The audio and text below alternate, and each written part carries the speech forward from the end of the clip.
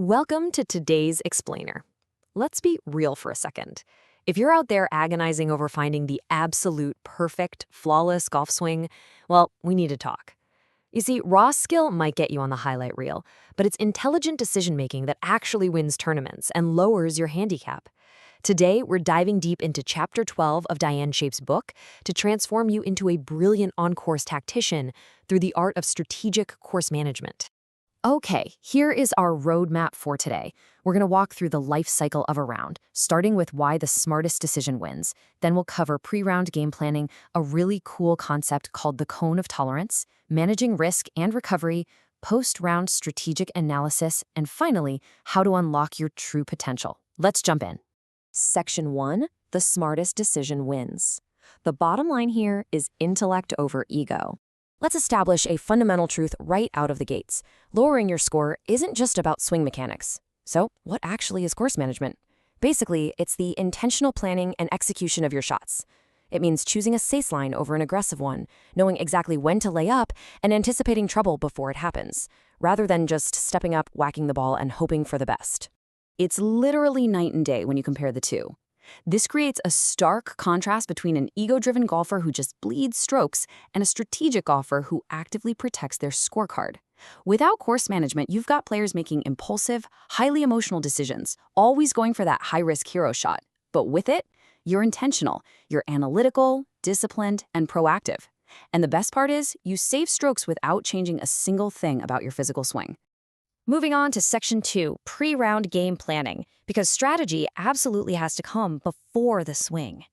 A true tactician's success actually starts way before they even step onto the first tee. Elite players treat every round like a mission. One of the best ways to do this is by using a traffic light system to categorize holes in advance. It's great for managing expectations. A green light hole, that's your scoring opportunity. Play aggressively. A yellow light means play it smart and pick a conservative line. And a red light hole is high risk. For those, your only goal is to avoid big numbers and happily play for a bogey at worst. It's exactly like a chess player thinking 2 moves ahead. You actually want to read a hole backward to set up your preferred yardages. First, start at the green. Where do you want to approach from? Second, determine your ideal layup distance to get there. And finally, third, choose your tee shot club and target line based on that information. The smartest players reverse engineer the entire hole. All right, Section 3, the cone of tolerance. This is all about accepting natural variation in your game. This concept brings a heavy dose of reality to your execution because, let's face it, you are not a machine. By using the cone of tolerance, you shift your aim away from trouble zones to accommodate your realistic shot patterns. Instead of visualizing a single laser straight line right to the pin, I want you to imagine a cone originating from your golf ball. If that cone overlaps with a water hazard or a bunker, you've got to shift your aim to a wider, safer margin. Stop praying for perfection. But here's the catch. To use that cone effectively, you absolutely have to possess some brutal self-awareness about your actual game. You need to know what your reliable shot shape is under pressure, not just when you're relaxed on the driving range. You need to know your actual carry distance for every club, not just the total distance with roll. Honestly, this self-awareness is the bedrock of the entire strategy. Section 4, managing risk and recovery. This is where we focus on avoiding those total scorecard disasters. We all know things are going to go wrong out there. Even the best rounds have tough moments and terrible lies.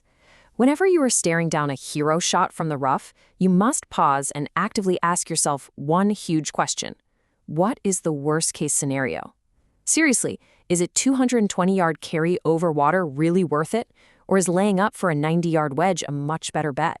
This right here is your risk management framework. It ensures you make cool-headed choices instead of letting adrenaline turn a simple bogey into a triple. Step 1, objectively assess the lie and the environmental conditions. Step 2, evaluate that risk-reward ratio. And Step 3, decide on a calculated recovery or a smart bailout. Usually, just taking your medicine and punching out sideways is the absolute smartest play you can make. And you've got to be flexible. A smart course manager is always recalibrating based on shifting, dynamic conditions. I'm talking about wind direction, rain, the firmness of the turf, and even just how your swing feels that particular day. Play the course exactly as it is, not as you wish it were. I absolutely love this quote. Mental toughness often means playing boring golf and loving it. That really hits the nail on the head. Managing your ego to hit those safe, boring shots, like simply chipping out of the trees, is the real secret sauce to elite scoring. You don't need to impress anyone.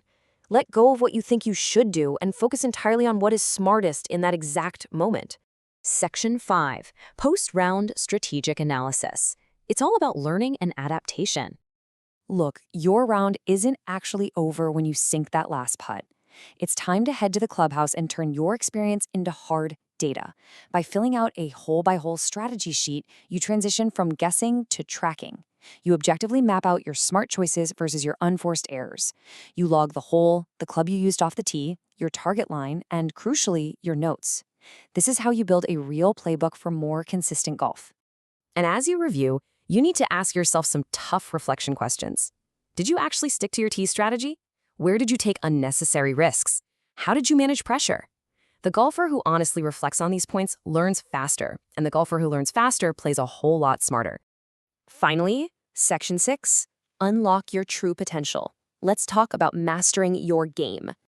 All of these incredible strategies we've been unpacking today come straight from Chapter 12 of Diane Choff's book, Unlock Your True Golf Potential. It is a fantastic guide to maximizing your performance through intelligent decision-making. And you can grab it on Amazon right now in hardcover or for Kindle. It'll completely transform your approach to the game. I want to leave you with one final provocative thought before you head to the first tee next time.